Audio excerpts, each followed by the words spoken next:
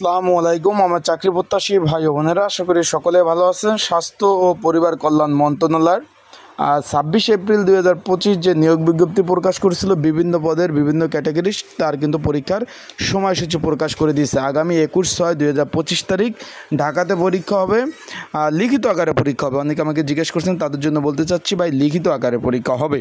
এখন যারা পরীক্ষার্থী রয়েছেন 5 ক্যাটাগরি পদের কিন্তু পরীক্ষা হবে। এটা কিন্তু পূর্ণ নিয়োগ ছিল ভাই। এখন যারা পরীক্ষার্থী আছেন 2024 এবং 2025 যারা অ্যাপ্লাই করছেন, সকলের পরীক্ষা কিন্তু একসাথে হবে। এই পদের জন্য যেটা বলবো একটা কমন উপযোগী একটা সাজেশন রয়েছে, সেটা কিভাবে পাবেন সংক্ষিপ্ত আকারে সকল বিষয় আমরা এই ভিডিওতে আলোচনা করার চেষ্টা করব। তাহলে ভিডিওটা শুরু থেকে শেষ পর্যন্ত দেখার চেষ্টা করবেন, বিস্তারিত বিষয় জানতে পারবেন। চলুন ভিডিওটা শুরু করি। এখানে কিন্তু বেশ কতগুলো পদ ছিল, যেরকম 7 মুদ্রাক্ষরিক কাম কম্পিউটার অপারেটর 13তম গ্রেডের এখানে 6টি পদ কিন্তু ছিল। আপনারা স্ক্রিনের উপরে দেখতে পাচ্ছেন 6টি পদ কিন্তু এখানে ছিল। যারা আমার ইউটিউব চ্যানেল নতুন, অবশ্যই আমার ইউটিউব চ্যানেলটা সাবস্ক্রাইব করে রাখেন। ফেসবুক পেজ থেকে ভিডিও দেখলেও ফলো করে রাখেন। লাইক কমেন্ট শেয়ার করে অন্যকে দেখার সুযোগ করে দেন। কম্পিউটার অপারেটর পদ ছিল 13তম গ্রেডের 3টি পদ, ক্যাশিয়ার পদ ছিল 1টি পদ কিন্তু ছিল, এবং অফিস সহকারী কাম কম্পিউটার মুদ্রাক্ষরিক 16টি পদ ছিল। এখানে দেখতে পাচ্ছেন সবগুলো পরীক্ষা কিন্তু 21 তারিখ অনুষ্ঠিত হবে। এবং অফিস সহক 20টি শূন্য পদ ছিল, একটু খেয়াল করবেন।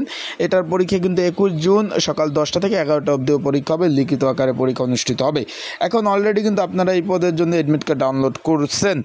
যারা অ্যাডমিট কার্ড ডাউনলোড করতে পারেন নাই, তারা কী করবেন তার আগে বলে দেই, এই পদের জন্য কিন্তু একটা প্রস্তুতিমূলক একটা সাজেশন রয়েছে। যদি আপনাদের কারো প্রয়োজন হয়ে থাকে, স্ক্রিনের উপর হোয়াটসঅ্যাপ নাম্বার রয়েছে, ডিসক্রিপশন বক্সের নাম্বার রয়েছে, এই নাম্বারে মেসেজ করতে পারেন, আমার সাথে মেসেজ করতে পারেন, যোগাযোগ করতে পারেন। যোগাযোগ করে আপনারা কিন্তু এই সাজেশনটা সংগ্রহ করে নিতে পারবেন।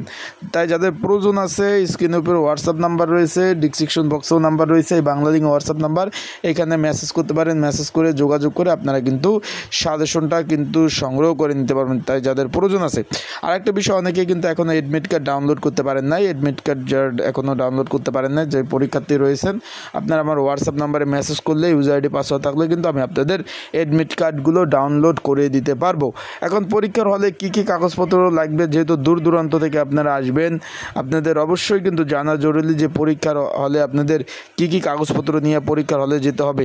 সকল বিষয় নিয়ে কিন্তু অলরেডি ভিডিও দিয়েছি, তারপর বলে দেই। শুধুমাত্র অ্যাডমিট কার্ড, আর কোনো কিছুর প্রয়োজন নাই। শুধুমাত্র অ্যাডমিট কার্ড, আর কোনো কিছুর প্রয়োজন নাই।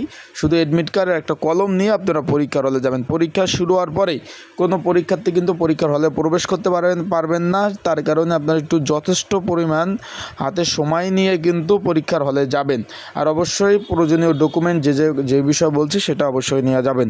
ভালো থাকুন, সুস্থ থাকুন। চোখ রাখুন আমার ইউটিউব চ্যানেলে, ফেসবুক পেজে সকল ধরনের আপডেট, তথ্যবলী, বিষয়বলী আমার ইউটিউব চ্যানেল, ফেসবুক পেজ থেকে আপনারা